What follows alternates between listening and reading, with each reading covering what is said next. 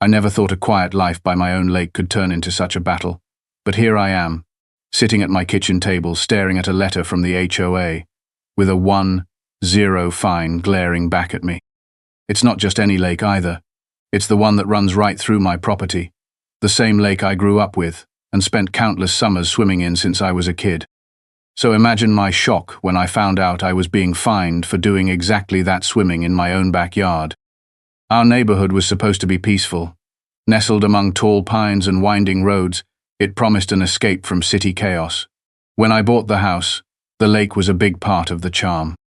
I pictured lazy afternoons floating on a raft, fishing off the dock, and maybe inviting a few friends over for a swim now and then. The homeowners association was there, of course, but I never thought it would become an enemy. It was just supposed to keep the neighborhood looking nice and handle the occasional complaint. Nothing more. That's where Karen came in. You know the type. Always watching, always ready to pull out a rule or two when she thinks someone stepped out of line.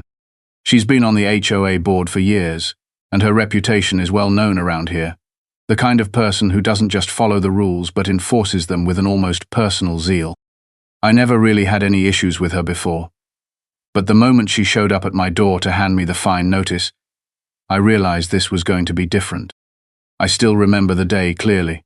It was early summer, the kind of day where the sun makes the water sparkle just right, and the air smells like fresh pine and grass. I had been swimming for maybe an hour, enjoying the cool water and the rare quiet, when I heard a knock on the door. I didn't think much of it until I saw Karen standing there, clipboard in hand, looking every bit as serious as you'd expect.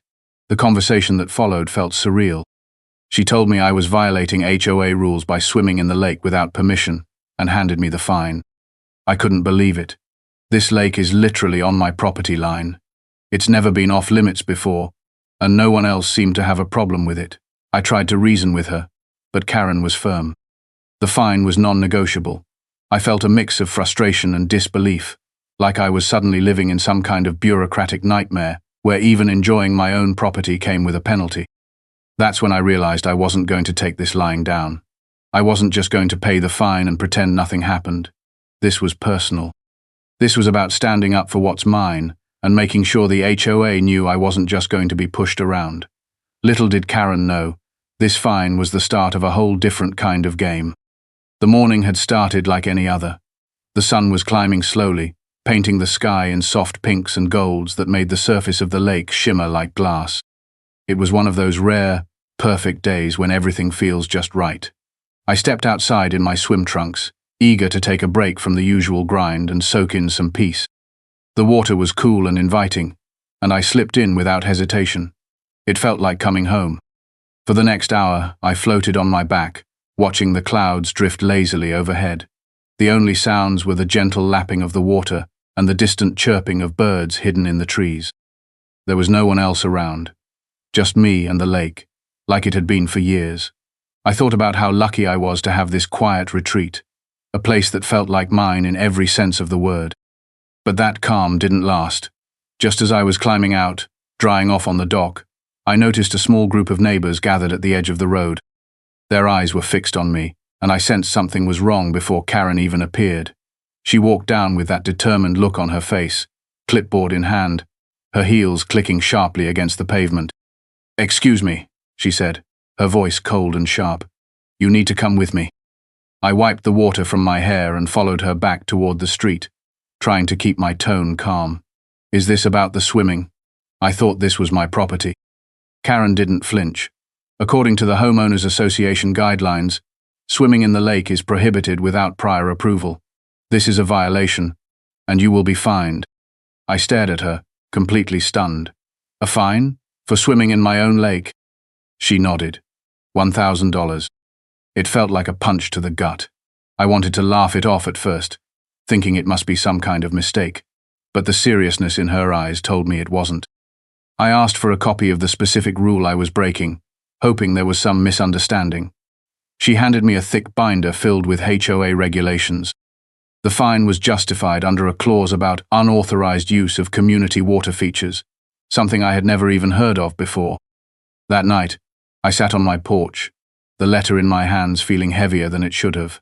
The fine wasn't just about the money, it was the principle, How could they penalize me for something so absurd? I tried calling the HOA office, but the receptionist was vague, saying the board had made a unanimous decision and that the fine stood unless I formally appealed it. When I asked to speak with Karen, the line went dead. I wasn't about to let this go. I started talking to neighbors, trying to figure out if anyone else had ever faced something like this. Some had heard of fines for parking violations or noise complaints, but no one could recall anyone being fined for swimming. One elderly couple told me they had swum in that lake for decades without ever hearing a word from the HOA. It was clear to me that Karen was wielding the rules as a weapon, picking and choosing when to enforce them. I couldn't tell if it was personal or just a power trip, but either way, I wasn't going to be the victim. I wrote a letter requesting a meeting with the HOA board, outlining my concerns and asking for a fair reconsideration. Days passed with no response. Frustration began to simmer beneath my skin. I pictured Karen at those meetings, ticking boxes and handing out punishments like some kind of neighborhood judge. It wasn't just about me anymore. It was about what kind of community we were living in. A place where one person's strict interpretation of the rules could ruin someone's day and empty their wallet over a simple swim. The fine was due in 2 weeks, and I knew I had to act fast. But I also realized that fighting this meant more than just arguing the rules. It meant understanding the HOA's power and figuring out how to turn the tables. I couldn't just sit back and take this. If Karen thought she could push me around for enjoying my own property, she was about to learn that I wasn't the kind of neighbor who folds easily. The moment I decided I wasn't going to pay that outrageous fine, I knew I had to get serious. I couldn't just argue my way out of this with stubbornness or complaints. I needed to understand exactly what I was up against, so I started digging through every piece of paperwork the HOA had ever sent me, plus anything I could find online about their rules and bylaws. It was tedious and overwhelming, but I quickly realized that if I wanted to fight fire with fire, I needed to learn their game. What surprised me most was how many rules there were, tucked away in thick binders that no one really read until trouble came knocking. Some of the regulations were straightforward, like restrictions on loud music or rules about lawn care, but others were vague enough to be used selectively. I found clauses about community resources and maintenance responsibilities that felt like a legal minefield designed to trap unsuspecting residents. Then I found something interesting. Hidden in a section about assessments and fees was a provision that allowed the HOA board to impose special assessments on individual homeowners under certain conditions. These assessments could be used for repairs, improvements, or anything the board deemed necessary for the community's well-being. Even better, the amount wasn't fixed, which meant they had some flexibility on how much to charge. Suddenly, an idea started to take shape in my mind. If the HOA could fine me for swimming in the lake, maybe I could use their own rules to my advantage. I thought about Karen and how she loved to micromanage everything, how she always made a point of reminding people who was in charge. What if I could turn the tables and hit her where it hurt? I spent hours cross-referencing the HOA bylaws, searching for anything that might give me the leverage I needed. I found that while individual fines were one thing, changes to dues or special assessments had to go through a vote. That meant I could present a case to the board and the community and make them decide. I just needed a reason, a justification that sounded official enough to pass scrutiny. That's when I turned my attention back to the lake itself. The HOA claimed it was a community water feature, which gave them the authority to regulate it, but in reality, it ran through only a handful of properties. I knew the lake had maintenance issues that no one had really addressed. Lately, some erosion near the banks, debris buildup, and a few spots that could use dredging. What if I proposed a special assessment aimed at repairing and improving the lake? Something that would benefit everyone but specifically tagged to Karen's property to balance the scales. It felt risky, but I was confident that once the community saw the need for lake repairs and the logic behind the assessment, they'd back me up. After all, no one liked Karen's controlling attitude as much as I did, and this was a way to make a statement without breaking any rules.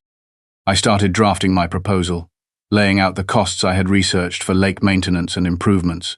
I included estimates for removing debris, fixing the banks, and general upkeep. The numbers were substantial but justified. Most importantly, I calculated a dues increase for Karen's property that would exceed the fine she had imposed on me. If she thought she could punish me for swimming, I could punish her with a dues hike that would sting far more than a single 1 0 fine. By the time I finished, I felt a mix of excitement and nervousness. This was about more than just money. It was about sending a clear message that the neighborhood wasn't run by one person's whims. I had to be careful to keep it professional and grounded in the HOA's own rules. If I could pull this off, it wouldn't just be a victory for Mate, would be a reminder that power goes both ways. I printed the proposal, highlighted the key points, and started preparing to present it at the next HOA meeting. I also reached out to a few neighbors I knew were fed up with Karen's overbearing attitude. I needed allies if I was going to stand a chance. The days leading up to the meeting were filled with anticipation. I reviewed the rules again and rehearsed my points, determined to stay calm and factual no matter how heated things got. This wasn't just about a swim anymore. It was about taking control of a situation that had spun out of hand. Karen might have thrown the first punch, but I was ready to fight back with every tool at my disposal. The night of the HOA meeting felt heavier than usual as I walked into the community center. The room buzzed with murmurs, neighbors shifting in their seats, some casting curious glances my way. I could sense the tension in the air. Karen was already there, seated at the front with the rest of the board, her expression calm but guarded, like she was prepared for a confrontation. I had no intention of backing down. This was my moment. When it was my turn to speak, I stood up, feeling the weight of all those eyes on me.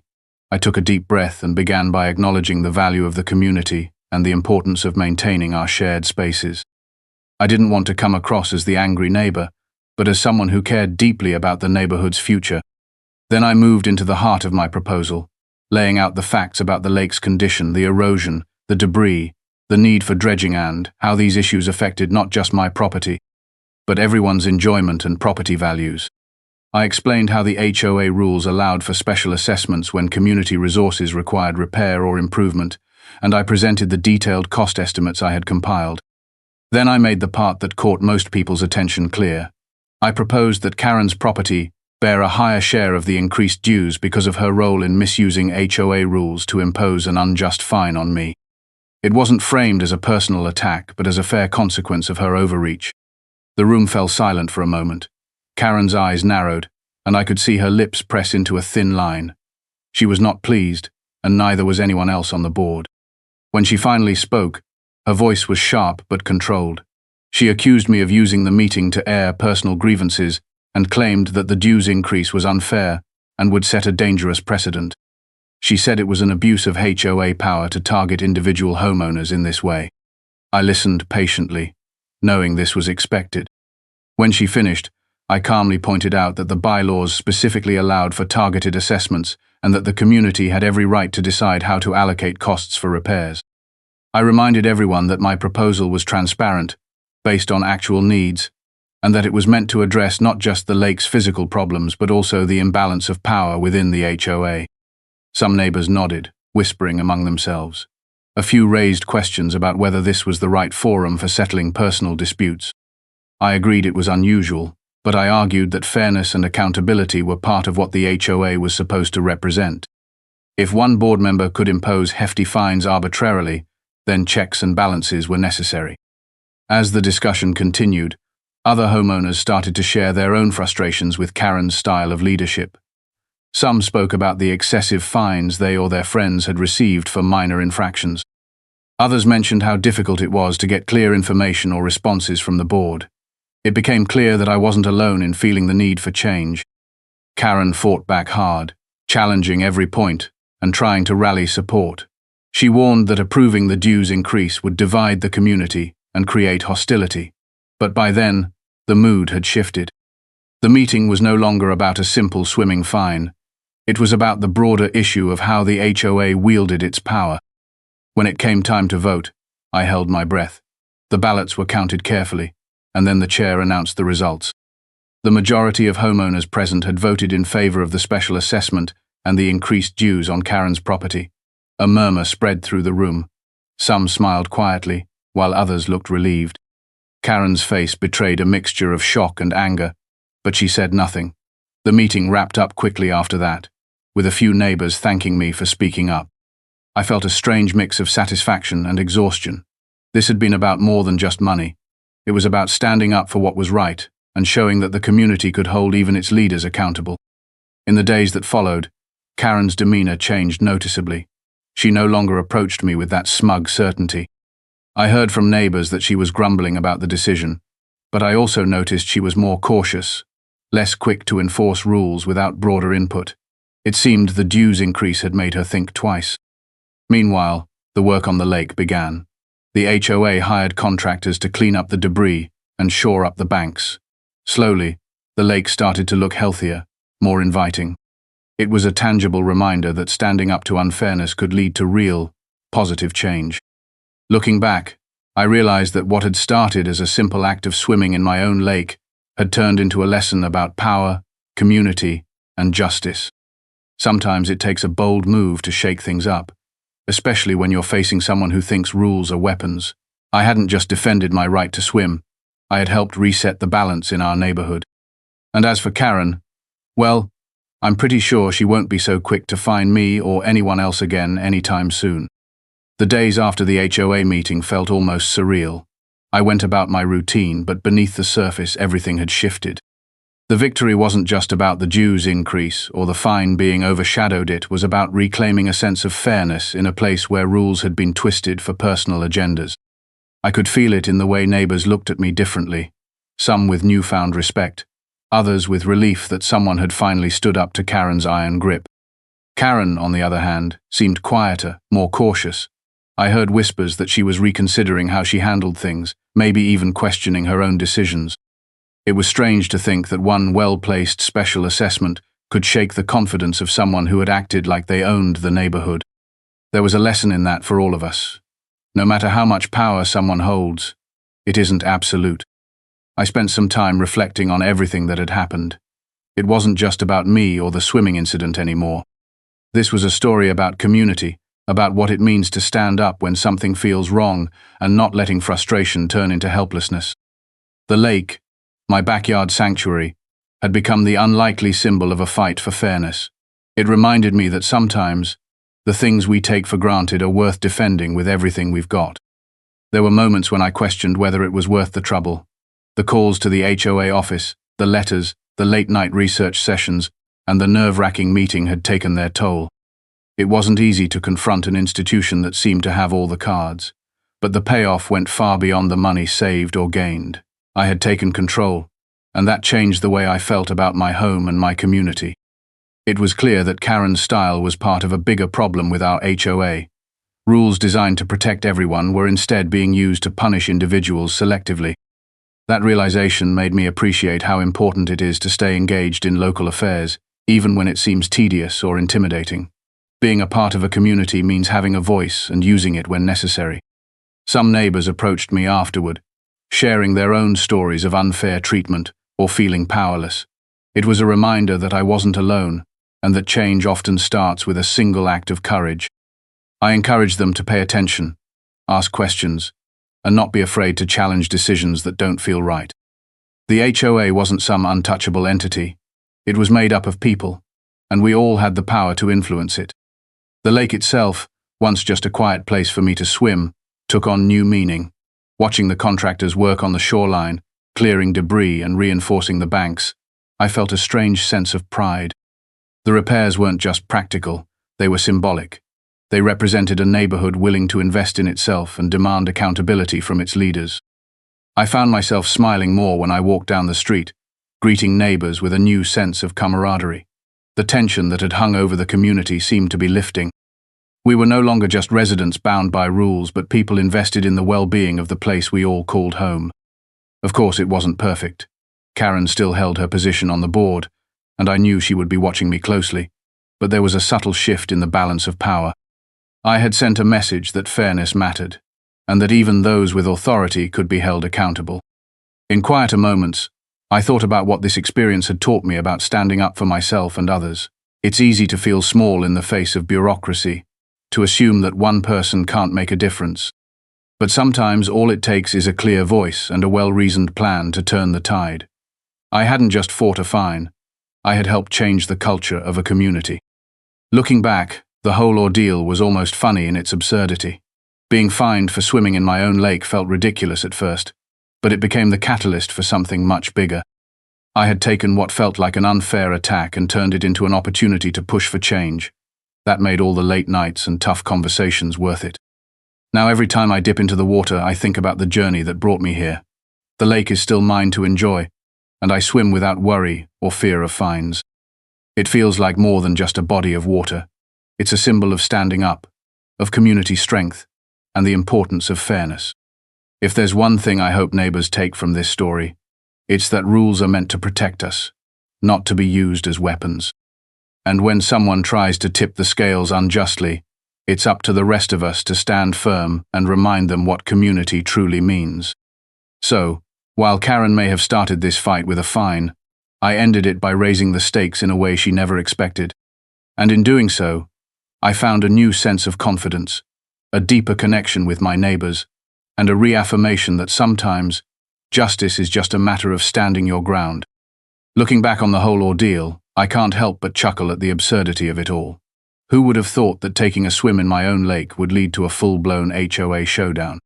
It's almost like something out of one of those reality shows where neighbors feud over the tiniest things. Only this time, it was real, and I was living it. Karen might still be on the board, but she's learned to think twice before waving her rulebook around like a weapon. And me?